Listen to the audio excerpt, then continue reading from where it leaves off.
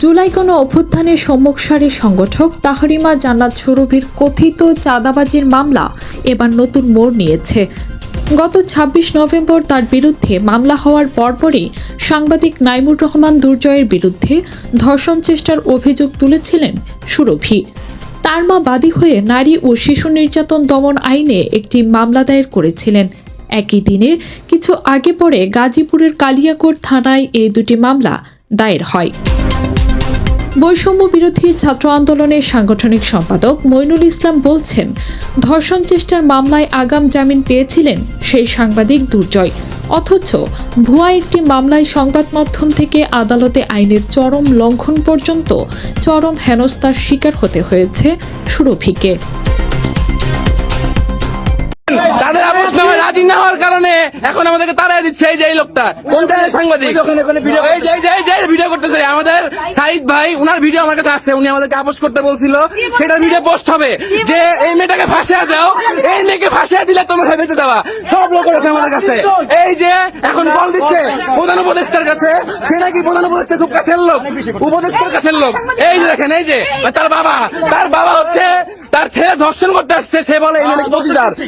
হ্যাঁ, এই দেখেন, এই দেখেন, এই দেখেন, এই যে দেখেন, দেখছেন, এই দেখেন, এই যে দেখেন, এই যে দেখেন, এই যে সাংবাদিক, এই দেখেন, এই যে আপোষনামা ভাই,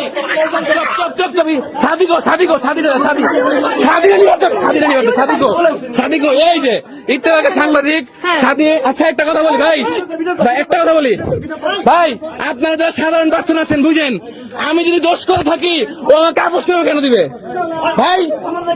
এই ভাই, দোষ আমার হইলে ওরা আপোষনামা কেন দিবে?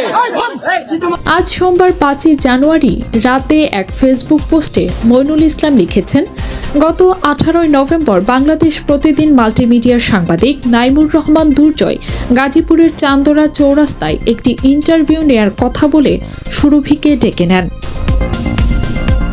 পূর্ব পরিকল্পিতভাবে তিনি সুরভিকে সেখানে না নিয়ে কালিয়াকৈর থানার শফিপুর বাজারের পাশে মৌচাক ইউনিয়ন পরিষদের ঠিক বিপরীতে একটি নির্জন স্থানে নিয়ে গিয়ে ধর্ষণের চেষ্টা করেন।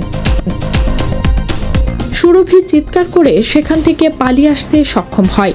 পরবর্তীতে ২৬ নভেম্বর সুরভির মা বাদী হয়ে নাইমুর রহমান দুর্জয়ের বিরুদ্ধে কালিয়াকৈর থানায় ধর্ষণ চেষ্টা মামলা দায়ের করেন। কিন্তু অভিযুক্ত ধর্ষককে গ্রেফতার না করে আওয়ামী পুলিশ উল্টো সুরভিকে বিভিন্নভাবে হেনস্থা করতে থাকে। তিনি আরও লিখেছেন, মামলা হওয়ার পরপরই প্রভাবশালী উপদেষ্টা আসিফ নজরুলের আদালতে অভিযুক্ত ধর্ষক নাইম আগাম জামিন পেয়ে যায়। আগাম জামিন নিয়ে নাইম সুরভি ও তার পরিবারকে নানাভাবে হুমকি ধমকি দেয় এবং উদ্দেশ্য প্রণোদিত মিডিয়া ট্রায়াল চালায়। একই সঙ্গে মামলার তদন্ত কর্মকর্তা SI ওমর ফারুক সুরভির কাছে ঘোষ দাবি করে। তদন্ত ছাড়া আমার রিমান্ড দিছে, ম্যাজিস্ট্রেট কোনো তদন্ত রিপোর্ট পায় না। ভাই রাস্তাটা ক্লিয়ার করেন, রাস্তাটা ক্লিয়ার ছিল দিছে ওপর হলে চাপ আছে এইজন্য সামনে যান আমাদের আসতে দেন। আমার বলা দিবে শুনো, ও যা পারে যে ওই আছে না, ফারুক রিমান্ড চেষ্টা টাকা দেয় না এইজন্য। ভাই মইনুল আরও লিখেছেন, এখন আমরা দেখতে চাই এই অভিযুক্ত SI ওমর ফারুক ধর্ষণ চেষ্টার অভিযোগে অভিযুক্ত সাংবাদিক নাইমুর রহমান দুর্জয় এবং মামলা দায়েরের পরও যারা তাকে গ্রেফতার না করে জামিন দেওয়ার সঙ্গে যুক্ত তাদের বিরুদ্ধে প্রভাবশালী উপদেষ্টা আসিফ নজরুল কী পদক্ষেপ নেন সেটি এখন দেখার বিষয়। কাজী উপমা মিম, দিগন্ত টিভি।